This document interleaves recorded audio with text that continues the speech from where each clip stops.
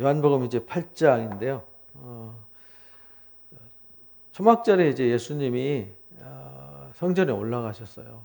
그래서 이제 예루살렘이죠. 예루살렘 배경이 요한복음의 특징은 항상 주제가 예루살렘이에요.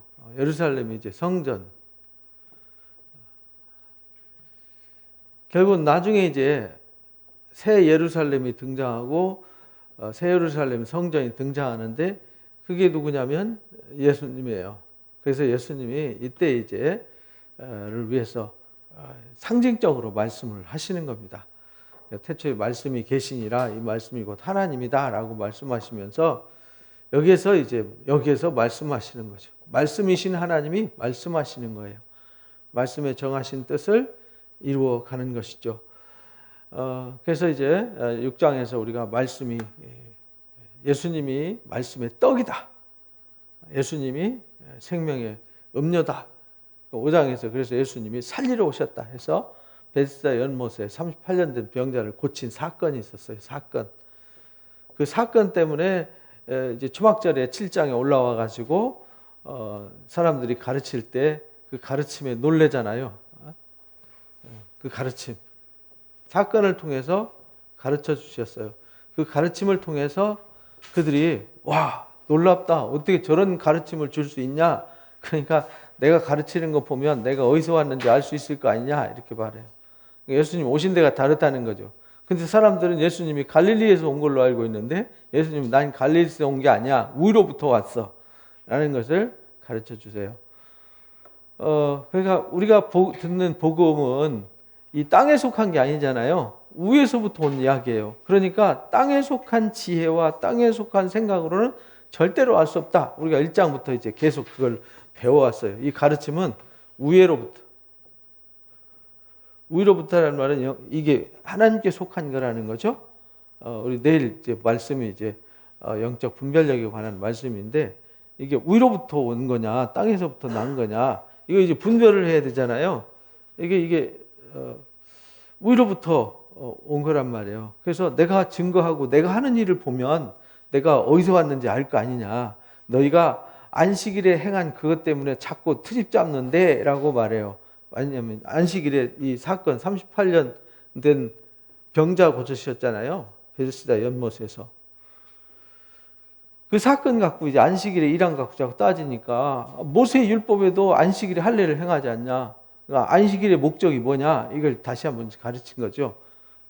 그런데 너희들이 나한테 오지 않는다. 라면서 예수님이 가르치시니까 사람들이 다 이제 귀를 기울이고 듣죠. 어떤 사람은 갈릴리에서 무슨 선한 것이 날 수 있느냐 말하고 예수님은 누구든지 목마르거든 나한테 와서 마시라. 입에서 생수의 강이 흘러날 것이다. 그래서 위로부터가 이게 생수의 강이에요. 그래서 지난주에 나눴던 대로 에스겔서 47장에 예루살렘에서 생수가 솟아서 동서로 흐르잖아요. 그 흐르는 물이 닿는 데마다 다 살아나잖아요. 그래서 이게 위로부터 흐르는 생명수의 샘물은 듣는 자들을 살리는 능력이 있어요. 이 말씀은 그래서 이 38년 된 병자를 위로부터 온 하나님의 음성이 그를 살려냈어요. 의술로 된 게 아니고 과학으로 된 게 아니잖아요. 그래서 이 하나님의 말씀은 위로부터 온 생명의 역사예요. 그래서 마지막에는 이 위로부터 생수의 강이 흘러서 죽어가는 자들을 살려요. 그래서 이제 예수님이 오셔가지고 부활 승천하신 이후부터 주님 다시 오실 때까지 이 생수의 역사가 계속 되어지는 거죠. 그래서 오늘날도 교회가 뭐 하는 곳이에요? 이 생수를 살리는, 생명을 살리는 생수가 흐르는 곳이 교회예요. 교회는 다른 거 없어요. 교회에서 무슨 뭐 사회복지하고 뭐 세상 뭐 사회운동하고 이런 거 그런 게 하는 게 아니고요. 여기는 종교단체가 아니에요. 교회는 종교가 아니고요. 살아계신 하나님의 역사를 흘러보내는 곳이에요. 그래서 죽은 영혼을 살리는 것이죠. 죽어가는 자들을 살리고 치유하는 자. 그런데 마지막 때에는 이것을 구하는 자가 없어요. 그래서 이제 계시록에 그렇게 경고의 나팔을 외쳐도 회개하지 않아요.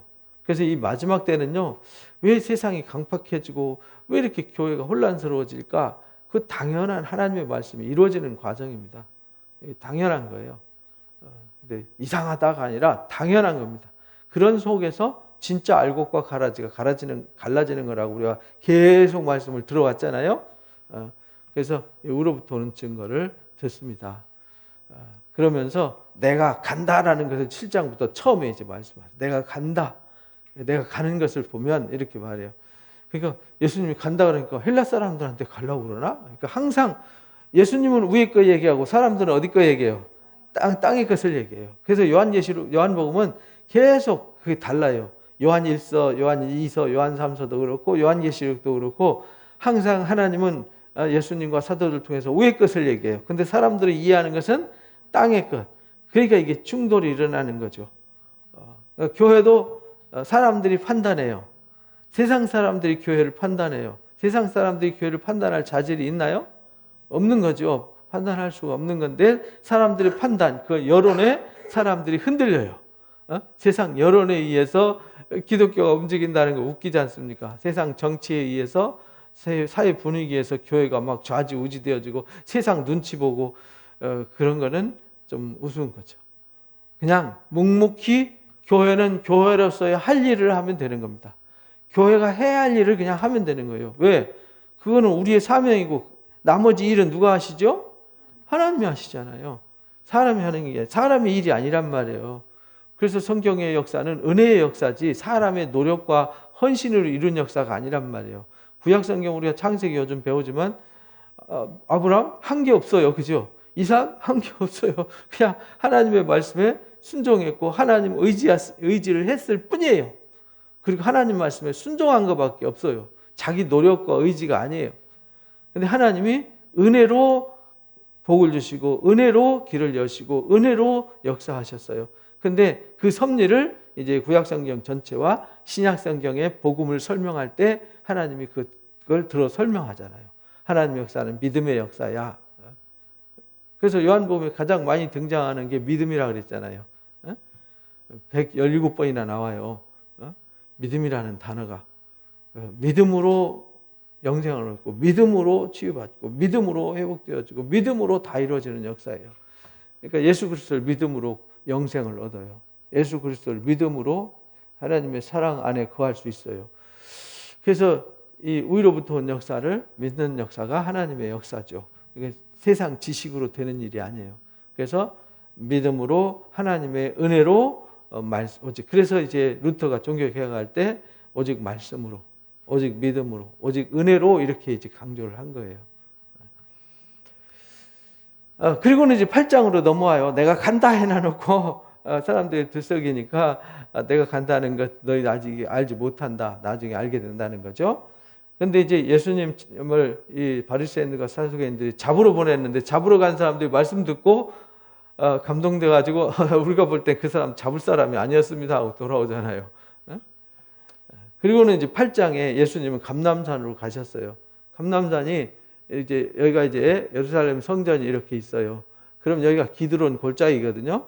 여기 흰놈 골짜기가 흐르고요. 원래는 여기가 중앙 골짜기가 산바리처럼 돼 있어요. 중앙 골짜기가 돼 있는데 지금은 메꿔 가지고 이거 성을 확장시켜서 이렇게 돼 있는데 요 감람산 여기가 이제 감람산이에요.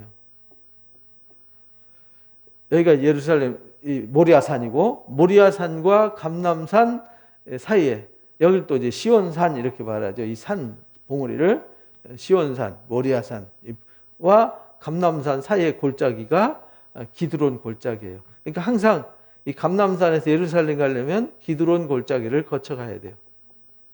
그리고 성전에서 나가려면은 항상 동쪽으로 나가요. 그럼 어디로 가냐? 기드론 골짜기로. 그래서 다윗이 압살롬 아들한테 반역당해가지고 도망갈 때에도 기드론 골짜기를 지나서 감람산을 지나 예수님도 기드론 골짜기를 지나 감람산을 거쳐 감람산 뒤에 넘어가 벳박이에요.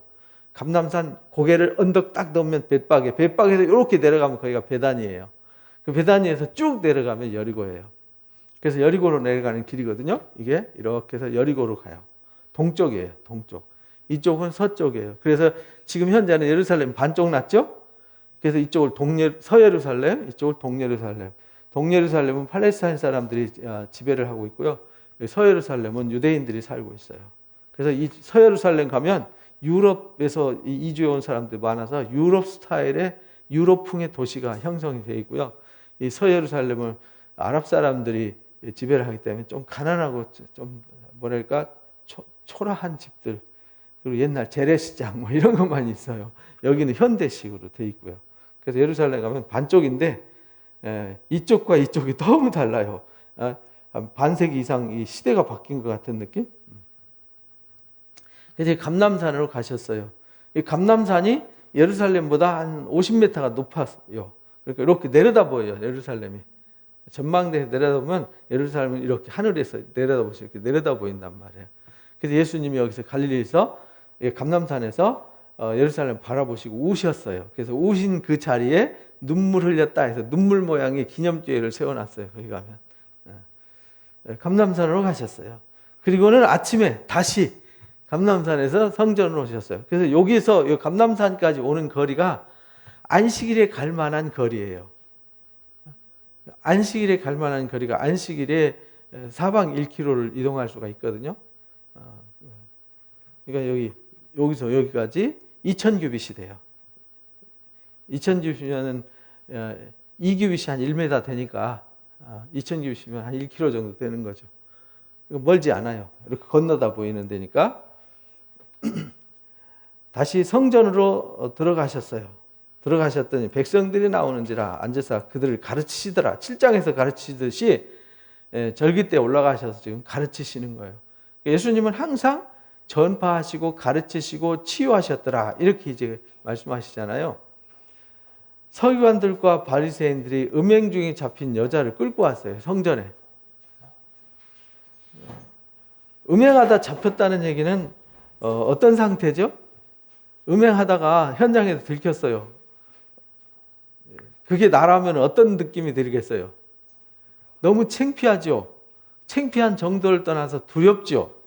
왜? 그때는 음행하다 잡히면 돌 맞아서 죽었거든요. 그러니까 참 아주 이 여인한테는 죽음이 임한 거죠. 죽음이. 사망이 임한 거예요. 사망이 임했어요. 음행 중에 잡힌 여자를 끌고 와서 가운데 세웠어요. 그리고 예수님한테 시험을 해요. 선생님이요, 이 여자가 가늠하다 현장에 잡혔습니다. 아주 의기양양히 끌고 와가지고 자기들은 죄 하나도 없는 것처럼 큰 소리 치면서 이 여인을 끌고 왔단 말이에요. 그리고 여인은 고개도 못 들고 이제 죽은 목숨이죠. 돌 맞아서 죽어야 되는, 죽는 것이 전부가 아니라 그 수치와 부끄러움 말로 할 수 없는 것이죠. 잡혔는데 모세의 율법에는 이런 자를 돌로 치라고 명했습니다. 선생님은 어떻게 하시겠습니까? 이 여인을 돌로 쳐 죽여야 될 거 아닙니까? 물어요. 그러니까 그들이 이렇게 말하면 고발할 조건을 얻고자 하여 예수를 뭐 하려고요? 시험하려고. 왜냐하면 예수님이 돌로 치라 해서 치면 무자비한 인간이다. 이래가지고 예수님을 무자비한 인간으로 몰고 가고, 돌로 치지 말고 용서해라. 그럼 모세 율법을 어겼다고 몰아 세울 판이에요. 그러니까 예수님이 이렇게 말할 수도 없고 저렇게 말할 수도 없어요. 아주 난감한 상황이 된 거죠. 근데 예수님은 난감한 상황 속에 항상 진리를 말씀하시잖아요. 몸을 굽히사 손가락으로 땅에 뭘 쓰셨어요. 이렇게 쓰셨어요. 뭘 쓰셨는지는 기록이 없으니까 몰라요. 뭘 쓰셨다는 얘기는 사람들에게 뭔가 말하려고 하는 것이 있었던 거죠. 그들이 묻기를 맞이하지 않은지라 이에 일어나 이르시되 너희 중에 죄 없는 자가 먼저 돌로 쳐라. 죄 없는 자. 그러니까 이 세상에 죄 없는 사람은 없어요. 의인은 없나니 한 사람도 없어요. 왜냐하면 유대인들은 당시 613가지 율법을 지켰거든요. 613가지 율법이라는 것이 뭐냐면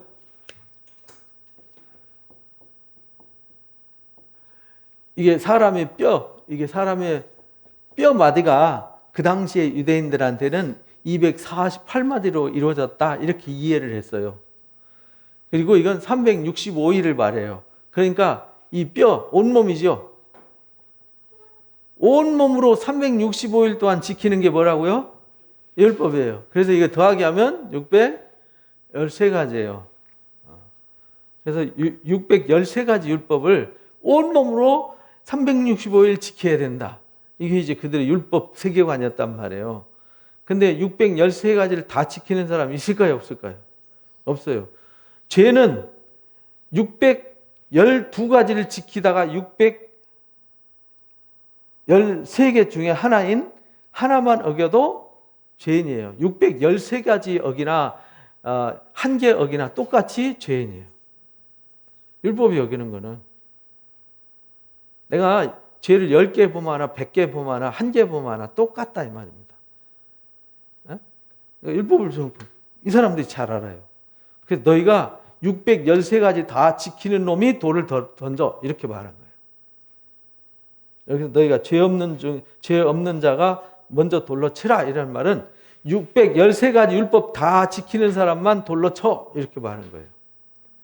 근데 613가지 지키는 사람 없어요. 지구상에 지금까지 천지 창조부터 지금까지 지킨 사람 단 한 사람도 없어요. 앞으로 주님 나라 이루어지기까지 그런 사람은 존재하지 않아요. 그러니까 의인인 척 하지 말라는 거예요. 하나님 앞에 뭐 하라는 거예요?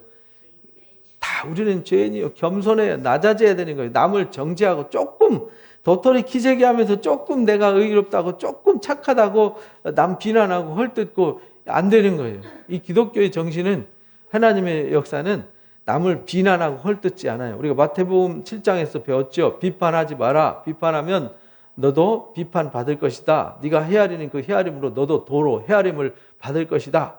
내 눈 속에 있는 들보가 이 눈을 가려갖고 못 보니까 내 눈 속에 있는 들보를 빼서 바른 눈을 가지고 바르게 보아라. 이렇게 말하잖아요.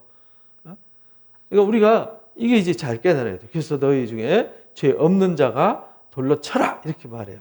그리고 손바닥으로 다시 손을 굽혀서 땅에 뭘 쓰세요. 뭐라고 썼겠어요? 이 사람들이 말씀을 아나?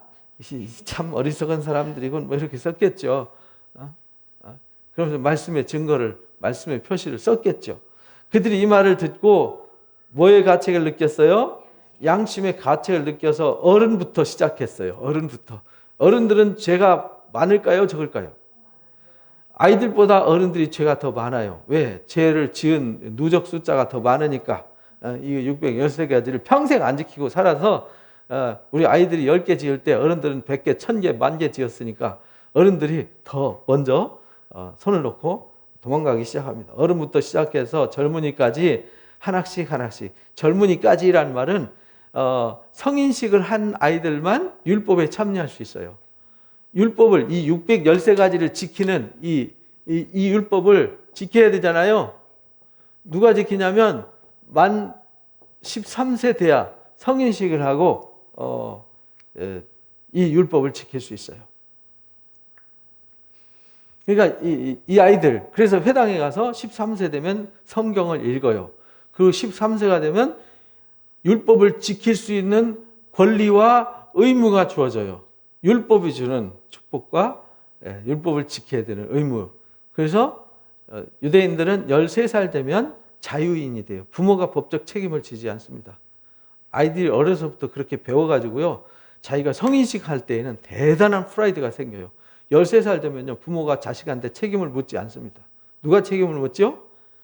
하나님과 자기 자신이 책임을 져요. 그러니까 부모한테는 책임이 없어요. 우리도 그렇게 가르쳤으면 좋겠어요. 우리는 막 30살, 40살 돼도 부모님들이 간섭하잖아요. 그래서 그들이 그 이렇게 말하면 고발할 조건을 예수께 이제 시험하려고 했었는데, 애들이 하나씩 다 도망가고, 누구만 남았죠? 고발하던 사람 다 가버리고, 여자만, 눈물 흘리면서 부끄러워서 고개도 못 들고 있는 여자와 예수님만 남아있는 거죠. 그때 예수님이 말씀하세요. 일어나셔가지고 손바닥으로 이렇게 바닥에다 글 쓰시다가 여자 외엔 아무것도 없는 것을 보시고 이르되 여자여 너를 고발하던 그들이 어디 있느냐? 너를 정죄한 자가 없느냐? 이렇게 말해요. 그 말은 네가 이렇게 가늠하다 잡혀왔는데 너나 그들이나 똑같구나. 이 상황을 말하는 거예요. 그러니까 그때 당시의 상황이 얼마나 부패하고 세상이 악했는지를 말하는 거죠. 그래서 율법은 들키면 죄인이고 안 들키면 죄인이 아니에요. 왜냐하면 율법은 행함으로 판단하니까 판단한 사람이 두 사람 이상 증인이 있어야 돼요. 근데 두 사람 이상 증인이 나 혼자 있으면요, 죄 짓고 안 들켰으니까 죄인이 아니라고 뻔뻔하게 가면 쓰고 다니는 거죠. 우리나라도 그런 사람들 많죠. 그런 관료들이 뭐 자살하고 막 이렇게 사건 일으키고 하는 거 우리 많이 보지 않습니까? 근데 그렇게 손가락질하는 사람도 알고 보면 똑같다는 겁니다. 똑같아요. 그러니까 우리는 남을 판단할 위치에 있지 말아라. 마태복음 7장에 우리는 율법을 말씀을 지키는 자지 말씀을 판단하는 자는 하나님이시다. 이렇게 말하는 거예요. 우리는 내가 지키는 거죠. 내가 잘 지키는 게 중요해요. 심판은 누가 하세요? 하나님 하시는 겁니다. 그러니까 그 여인이 고개 들고 보니까 자기는 죽었다고 생각하고 돌 맞을 준비하고 있는 거죠. 돌 맞을 준비. 막 돌 맞아서 피가 튀면서 고통스럽게 부끄러움을 당하면서 죽어갈 준비를 딱 하고 있는데 눈을 떠보니까 아무도 없잖아요. 주여 아무도 없나이다. 예수께서 이르시되 나도 너를 정죄하지 않는다. 그 말은 인간은 모두 다 정죄당한 존재야. 그러니까 내가 정죄한다도 별 의미가 없는 거야. 그러니까 나도 너를 정죄하지 않아. 그러니까 예수님은 이 땅에 정죄하러 오신 것이 아니라 뭐하러 오셨어요? 구원하러 오셨다. 3장에 그랬잖아요. 나는 심판하러 오지 않았어. 세상을 구원하러 왔어. 이렇게 말해요. 정죄하지 않는다. 가서 다시는 뭐하지 말라고요? 죄를 범하지 마라. 이래서 이 여인이 여기서 치유받고 용서받고요. 회개하고 평생 주님을 위해서 헌신하는 여인이 되었어요. 다른 복음서에는 막달라 마리아 이렇게 말하죠. 다른 또 막달라 마리아가 막달라에는 하나만 있는 게 아니에요. 많은 사람들이 있죠. 당시 마리아라는 이름은 영어로 메어리잖아요. 메어리. 이제 구약성경에 미리암이라고 그래요. 미리암, 마리아, 메어리 이제 같은 말인데 그때 당시 제일 우리나라 영수, 철수 뭐 그런 이름 많듯이 많은 겁니다. 예수께서 또 말씀하여 이르시되 나는 세상에 뭘로 왔어요? 빛으로 왔어요. 나를 따르는 자는 어둠에 다니지 않고 어디에 거하죠? 생명의 빛을 얻어서 거기에 거하게 되어요. 그러니까 지금 이 여인한테 예수님은 뭘로 오신 거예요? 생명의 빛으로 오셨어요. 왜? 방금까지 이 여인은 뭐하고 있었죠? 죄인으로 죽음의 위치에 있었어요. 이미 죽은 거죠. 끌려올 때 이미 죽었어요. 이 사람은. 가늠하다 잡혀서 끌려올 때 이미 죽었다고요. 생각해 보세요. 여러분들 그 유튜브 영상에 저는 한번 보고요. 끔찍했어요. 지금도 이슬람 사람들은 그렇게 하거든요. 이슬람 사람들은 현장에 가늠하다 잡히잖아요. 여자들 반쯤 묻어요. 땅 속에다 반쯤 묻어놔 놓고 증인이 먼저 돌로 쳐요. 자기 가족이 돌로 치면요. 사방에서 돌을 던져가지고 막 온몸 피투성에 대해서 돌 무더기가 쌓여서 죽어요. 끔찍하죠. 더 잔인한 건 목 잡아가지고 막 칼로 탁 목을 잘라버려요. 끔찍한 영상을 걔네들 직접 올려요. 아유, 소름 돋는 일입니다. 이미 이 여인은 그 사형식에 이미 끌려오는 거란 말이에요. 사형장에 지금 오는 상황이란 말이죠. 이미 죽었어요. 그러니까 죽음이죠. 어둠이죠. 근데 거기 누가 나타나셨어요? 예수님이 나타나셔서 그를 구원하셨어요. 그 죄를 사하시고 그를 회개시키고 또 남을 정죄하고 비난하던 사람들 다 부끄럽게 해서 돌아가게 하시고 그 어둠을 다 물리치시고 그 여인에게 뭘 주셨어요? 생명의 빛을 주셨어요. 그 여인은 새 생명을 얻은 거예요. 죄 짓고 죽었어요. 근데 예수님 만나서 새 생명을 얻은 거예요. 그래서 예수님은 그 여인에게 생명의 빛으로 오셨어요. 근데 그 여인에게만 그런 것이 아니라 우리 모두에게 예수님은 뭘로 오셨어요? 생명의 빛으로 오셨어요. 왜? 우리는 태어나자마자 죽음을 예고하고 살잖아요.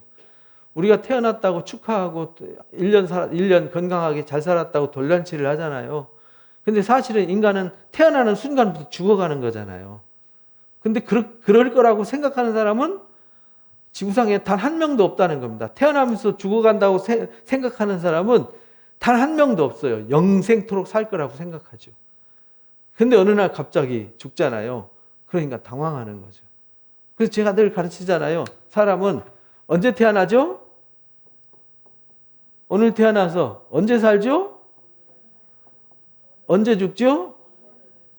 그래서 항상 오늘이라는 게 현실이잖아요. 우리가 현실만 느끼면서 살아간단 말이죠.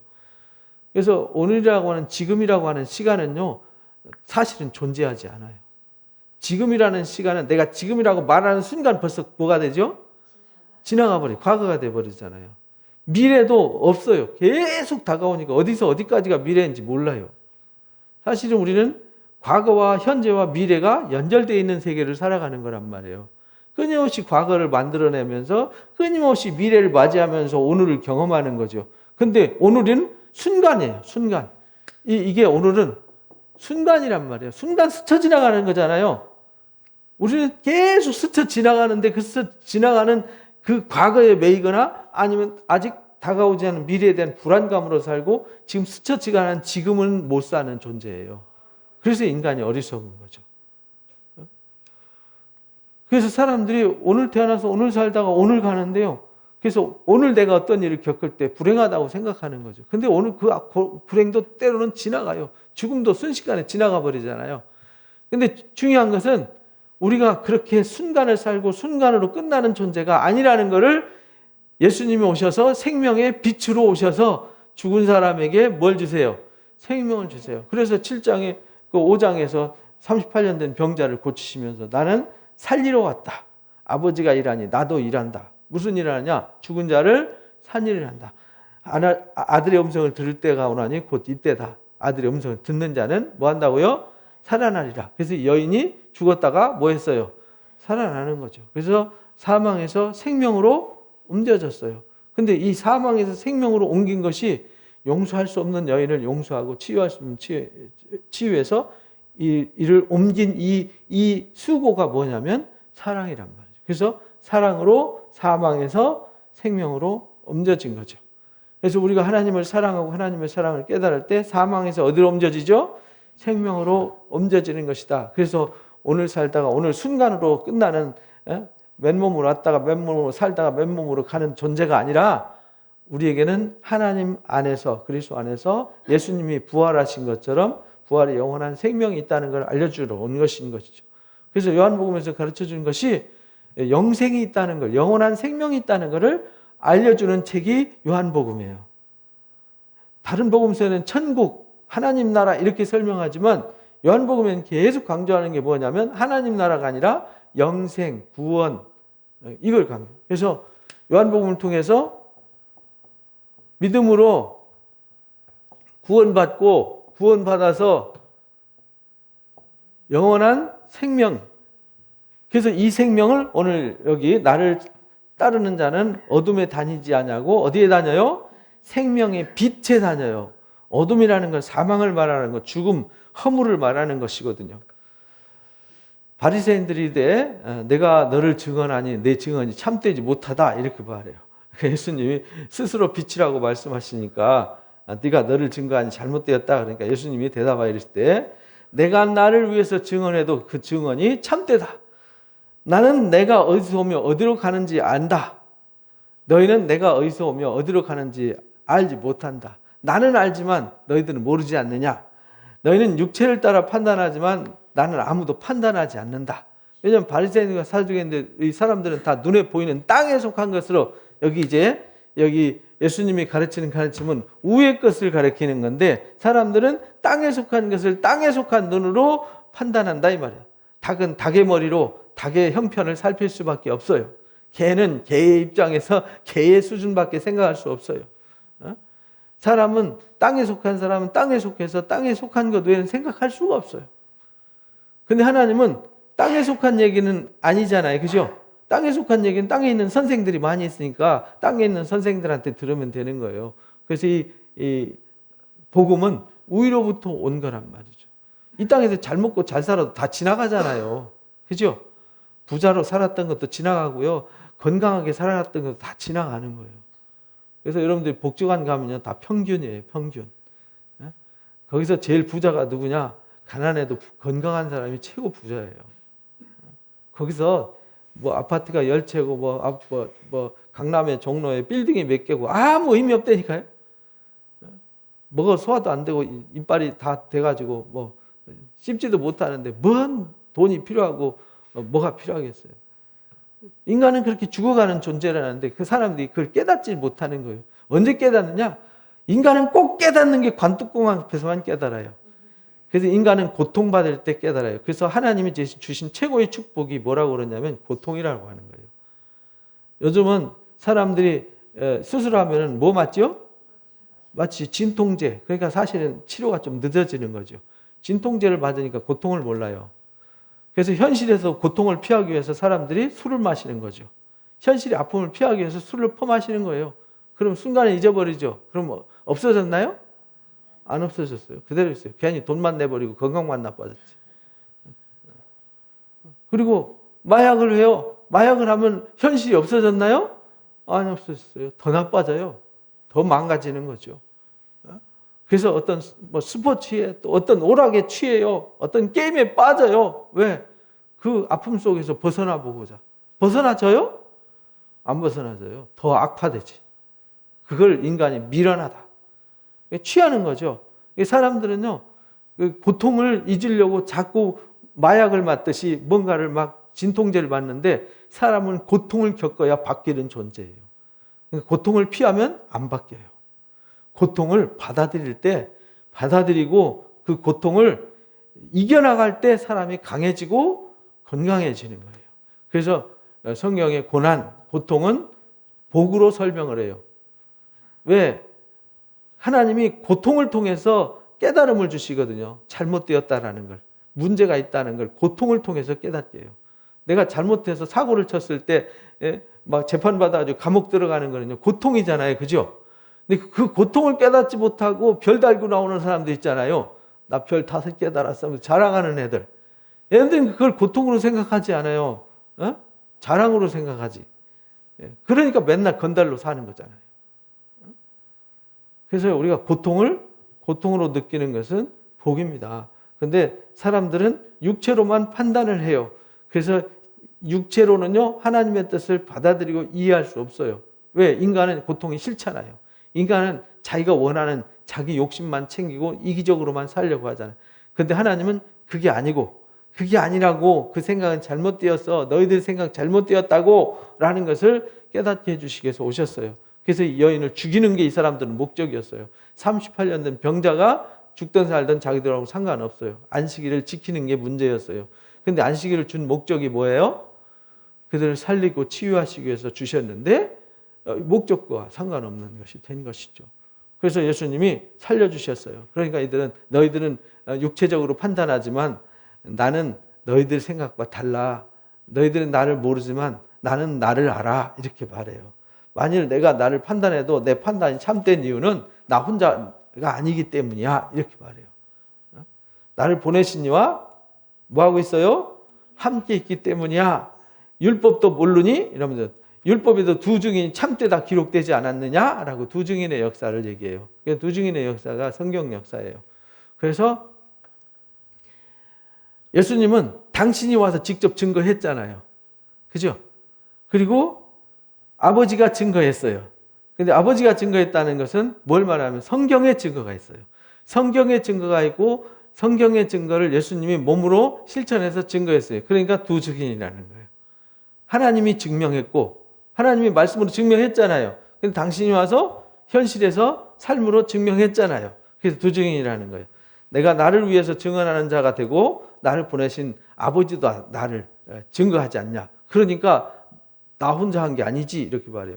만약에 예수님이 성경에 하나님이 오리라 하고 말씀하시지 않았고 성경에 예정하신 대로 오시지 않았고 자기 생각으로 내가 하나님 아들 해볼까? 이렇게 했으면은 자기가 한 거죠. 그러면은 참되지 않은 거죠. 혼자 한 거니까. 근데 예수님은 성경에 미리 선지자를 통해서 말씀하셨고 말씀하신 그분이 육체를 입고 이 땅에 오셔서 그 일을 행하셨죠. 그러니까 하나님이 말씀으로 증거하고 예수님이 말씀과 행함으로 증명해서 두 증인이 됐으니까 나 혼자 한 게 아니야. 나를 보내신 이가 함께 한 거야. 이렇게 말씀하시는 거예요. 오늘날 우리도 똑같잖아요. 하나님이 하신 일과 성령이 우리를 통해서 하시기로 하신 일을 내가 증명해야 하나님의 증인이 되는 거죠.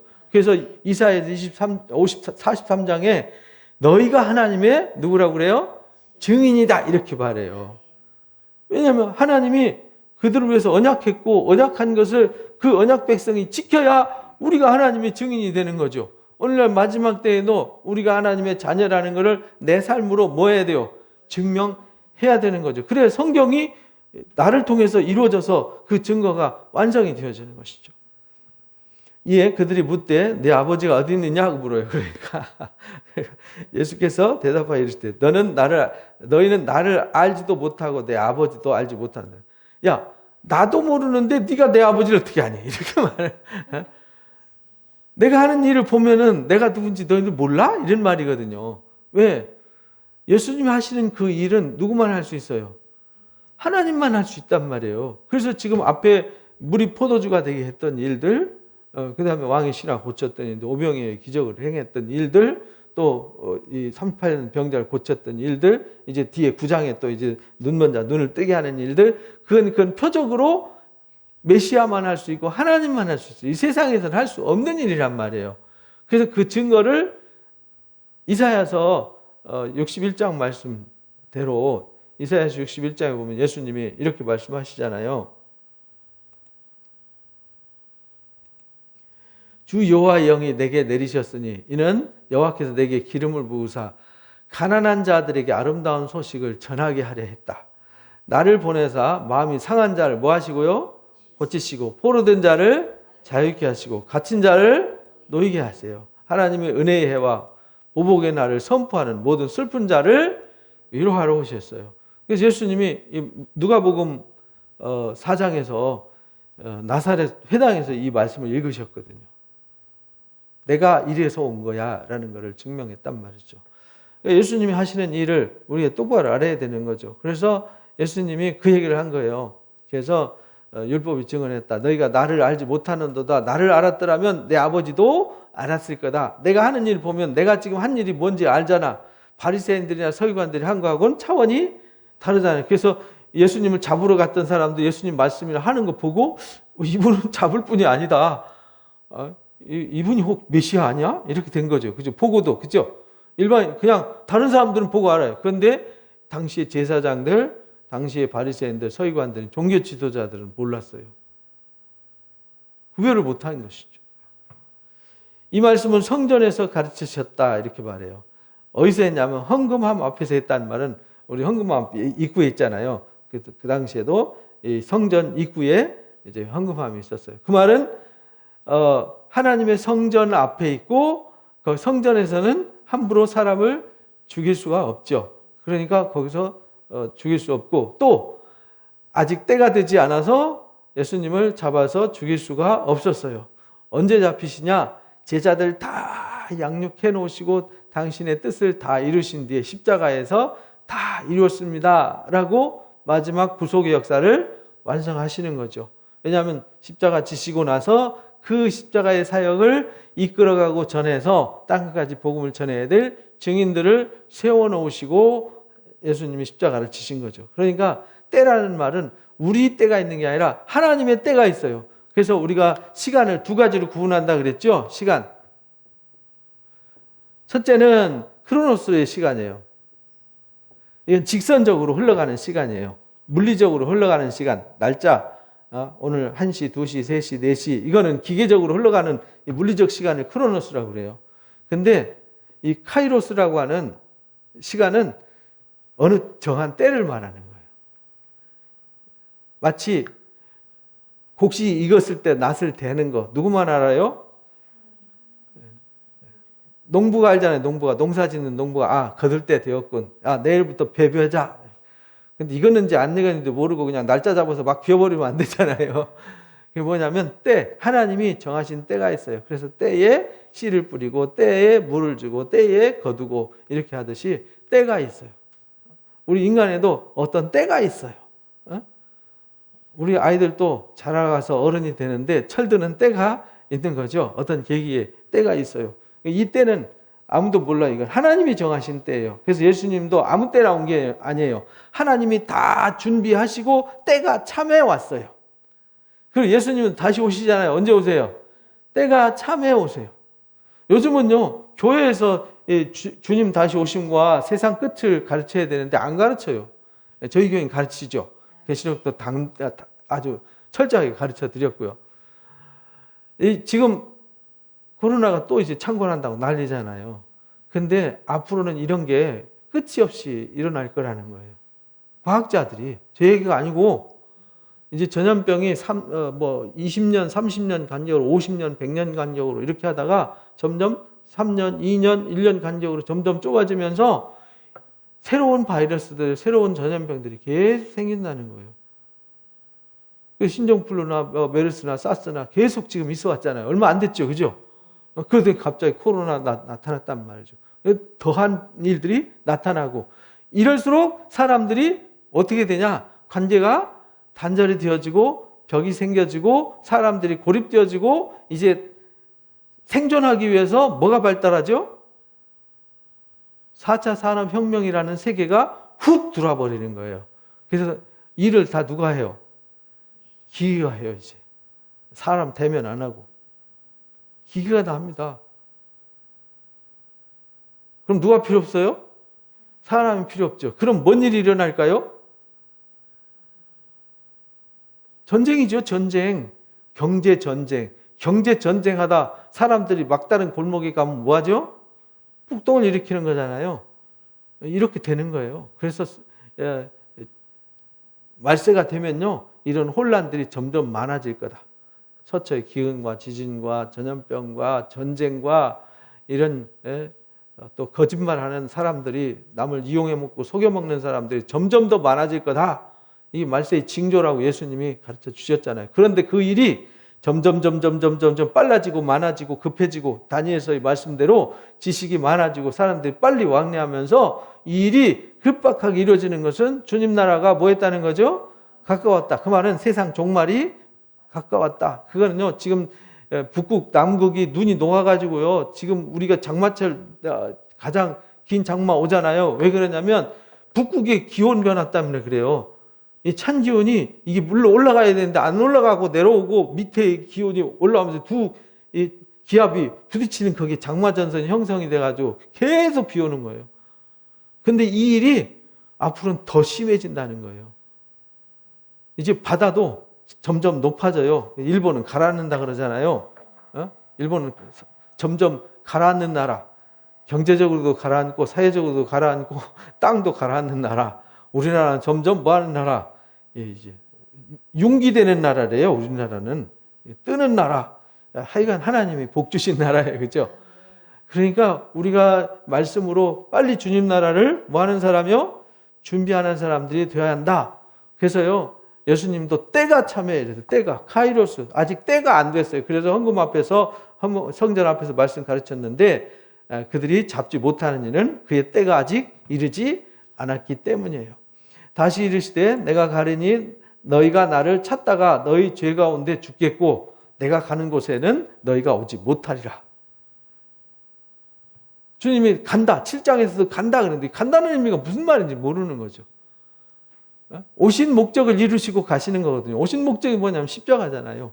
모든 사람의 죄를 대신 짊어지시고 모든 사람들의 죄를 해결해 주시고 구원하시고 사망과 저주로부터 구원하셔서 생명을 주신다는데 뭐 공짜인데 왜 싫어하는지 난 이유를 모르겠어요. 저는 주님 만나고 나서 너무 기뻤거든요. 왜냐하면 저는 어렸을 때 죽음을 경험을 했어요. 초등학교 4학년 때 죽음을 경험해가지고 어린 나이에 철학자가 되었어요. 죽음이 뭐지? 늘 살면서 죽음이 뭘까? 왜 죽지? 죽으면 어떻게 되는 거지? 죽으면 언제 다시 돌아오지? 계산해 보니까 영원히 안 돌아오더라고요. 그래서 불교처럼 죽으면 환생해서 소가 되고 돼지가 되고 닭이 되고 메뚜기가 되는 건가? 그것도 아니잖아요. 그럼 도대체 죽는 것이 뭐지? 죽으면 어떻게 되는 거지? 그 뒤에 무덤 보니까 무덤 옛날에 저는 산골짜기 옛날 6.25 전쟁 당시 거지들 죽으면 갖다 버려서 그냥 뼈가 둥그러 다니는 거 봤어요. 뭐 해골도 보고 뭐 뼈도 보고 그 뼈 막대기처럼 갖고 놀기도 하고 막 이랬어요. 어? 사람이 죽으면 이렇게 그냥 아무것도 아닌 뭐 흙으로 돌아가 버리고 결국은 뭐 되는 거지? 그럼 흙 되면 여기 이 흙독에 들어가서 뭐 벌레가 파먹고 그 구데기가 파먹는 거 봤잖아요. 그럼 얘들이 파먹었으면 그거 어떻게 되는 거지? 막 이런 고민 엄청 했어요, 제가. 밤새 고민하다 잠을 못 자가지고요. 새벽에 벌떡 일어나가지고 죽는 게 뭐야? 도대체 죽음이 뭐야? 저 어렸을 때 그 고민을 안고 살았어요. 그래서 주님을 만난 거잖아요. 그 보니까 죽음의 답이 어디냐면, 그래, 사람은 모두 다 죽는 거야. 왜 죽냐면 죄 때문에 죽는 거야. 그래서 예수님 왜 오셨냐? 그걸 알게 하기 위해서 오셨어요. 그리고 아니까 생명을 살리는 길이 있어. 그래서 예수님이 하나님의 아들이 이 땅에 오셔서 내가 죽어야 되는 죄값을 지불하고 예수를 믿으면 그거 없는 거 해줄게. 그래서 죽어도 다시 사는 부활을 선물해 줄게. 이렇게 소망을 주셨어요. 너무 기뻤어요. 그래서 저는 어린 시절에 뭘 생각했냐면 지금 죽으나 내가 어른이 돼서 죽으나 무슨 차이가 있나? 여러분 그런 거 생각해 보셨어요? 어린 나이에 되게 철학자 공부하다가도요, 가만히 있어. 내가 중학생 돼서 죽으나, 성인이 돼서 죽으나, 그때 당시엔 평균 연령이 50대였거든요. 평균 수명이, 그래서 환갑잔치 했잖아요. 환갑잔치 하시는 분들이 많지 않았어요. 아니, 환갑 먹고 죽으나, 지금 죽으나, 뭔 차이가 있지? 죽도록 어른들처럼 고생만 하고, 어른들 고생만 하는 거 봤으니까. 저렇게 죽도록 고생하다 죽는 거나, 지금 죽으나, 뭔 차이가 있지? 그럼 시간만 때우는 거잖아. 그거 왜 살아야 되는 거지? 이런 고민을 했어요. 어렸을 때. 그래서 하나님 부르신 것 같아요. 그래서 주님 만나 너무 행복하고 감사해요. 오늘 산다는 게 너무 감사하고 다른 사람은 소망이 없잖아요. 저는 소망이 있잖아요. 주님이 제 소망이에요. 그래서 주님이 간다 그러니까 이 사람들 뭔 말인지 몰랐어요. 나를 찾다가 왜냐하면 예루살렘에서 갈릴리 헤매고 다녀도 이제 나 못 봐. 육체로는 못 봐 이 말이거든요. 나 가는 곳에 너는 못 와 이렇게 말해요. 유대인들이 그 말하게 내가 가는 곳에 너희가 오지 못하리라 하니 그가 죽으려고 그러나? 이게 수준이 이래요, 그죠? 예수님은 위로부터 하나님의 계획을 말하는데 사람들은 꼭 세상 얘기만 해요. 예수 계실 시대에 너희는 아래에서 났고 나는 위에서 났으니 그래서 위에 속한 얘기라 그랬잖아요. 차원이 다른 거예요, 늘. 그러니까 우리가 복음이 이해가 안 되고 어려운 이유는요. 우리가 땅에 있는 생각으로 자꾸 받아들이려고 하니까 위에 있는 생각, 차원이 높은 걸 못 받아들이는 거예요. 너희는 이 세상에 속했고 나는 이 세상에 속하지 않았기 때문이다. 이걸 가르쳐 주는 거죠. 그러므로 내가 너희에게 말하기를 너희가 너희 죄 가운데 죽으리라 하였노라.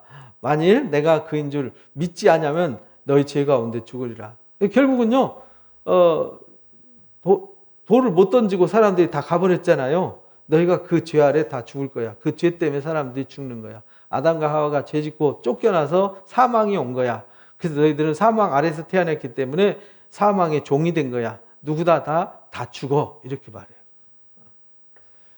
그들이 말하되 내가 누구냐? 이렇게 물어요. 그러니까 예수께서 이르시되 나는 처음부터 너희에게 말하여 온 자다. 처음부터 뭘 말했냐? 나는 생명이다. 나는 길이다. 나는 진리다. 나는 세상의 빛이다. 나를 믿는 자는 죽어도 다시 산다. 나는 생명을 살리러 왔고 아버지 일을 하러 왔다. 아버지 일이 뭐냐? 죽은 자를 살리는 일이다. 내가 너희에게 대하여 말하고 판단할 것이 많지만 예수님이 그들의 그 죄악된 것과 악한 생각들을 다 파헤치고 싶지만 나를 보내신 이가 참되시며 내가 그에게 들은 것을 세상에 말하노라. 그러니까 예수님은 내가 너희들한테 할 말이 많은데 나는 너희들 그 흠집 내러 온 사람이 아니야. 나는 아버지에게 명령받아서 아버지 일을 하러 온 사람이야. 그러니까 교회는 하나님이 하시는 일을 묵묵히 하면 되는 곳이에요. 그러니까 뭐 교회가 어디 광화문 나가서 집회한다 이런 거 하면 안 돼요. 그런 거 하라고 성경이 가르치는 성경에 단 한마디도 없어요.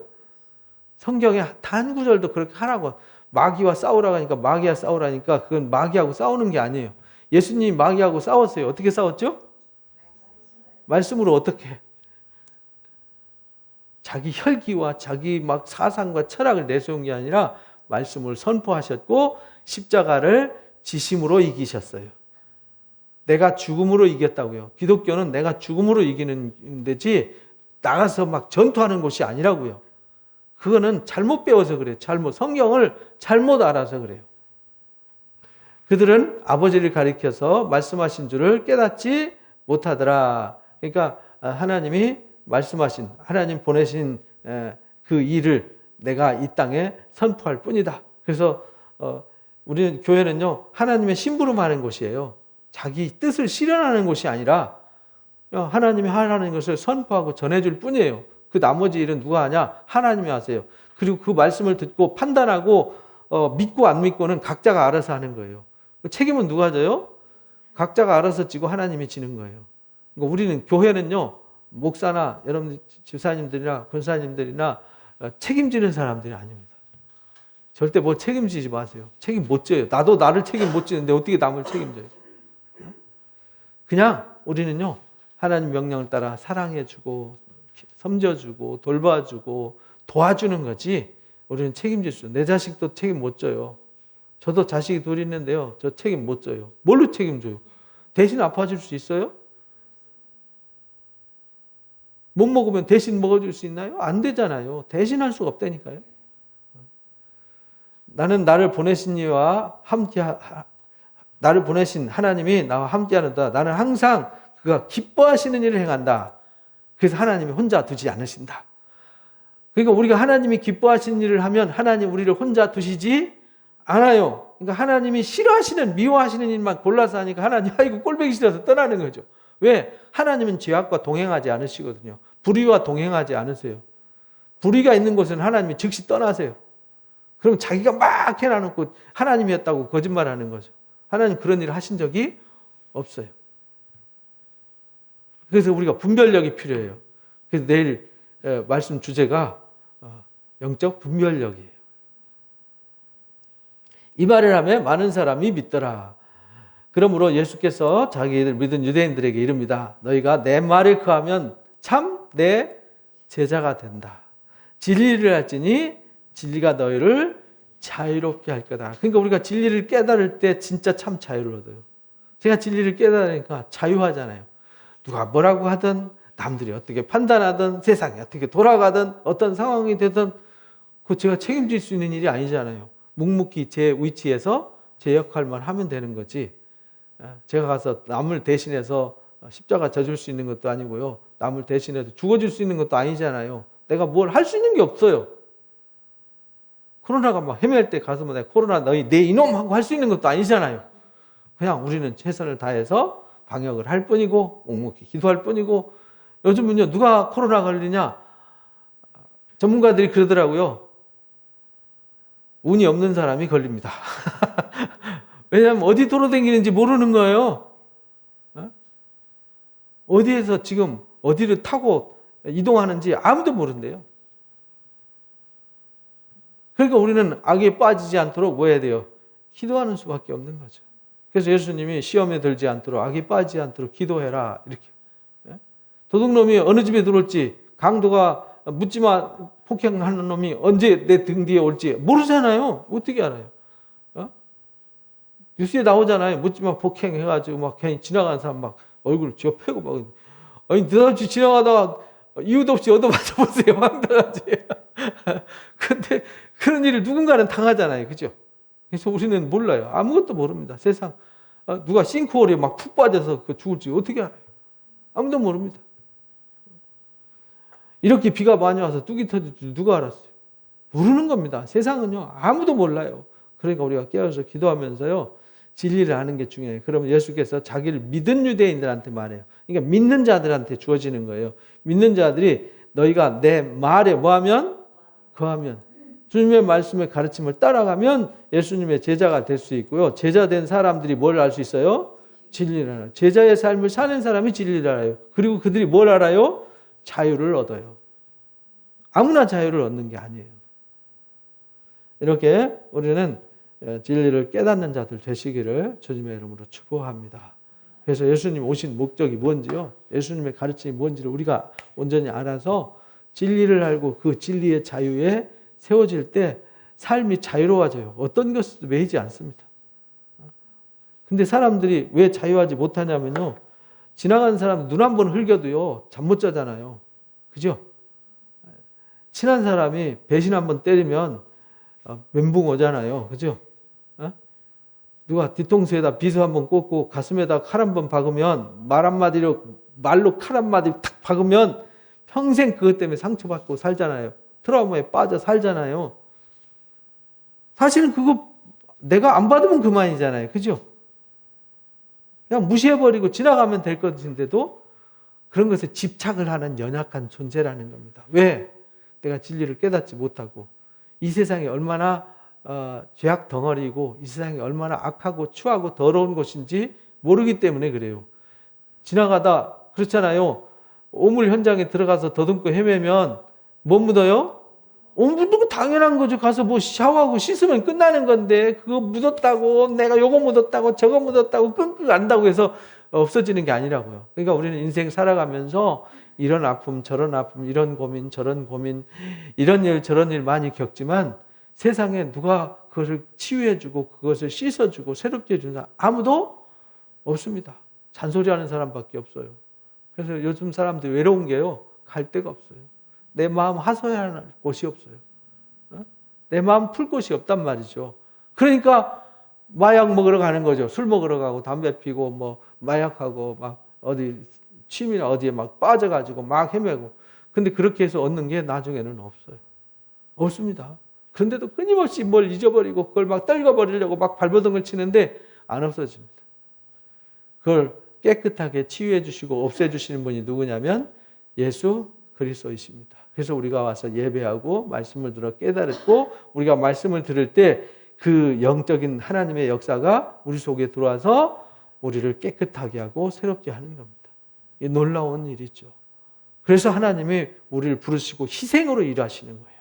그 희생의 사랑을 여러분들은 받으시고 진리의 자유를 꼭 받아 누리시는 자유자가 되시기를 주님의 이름으로 축복합니다.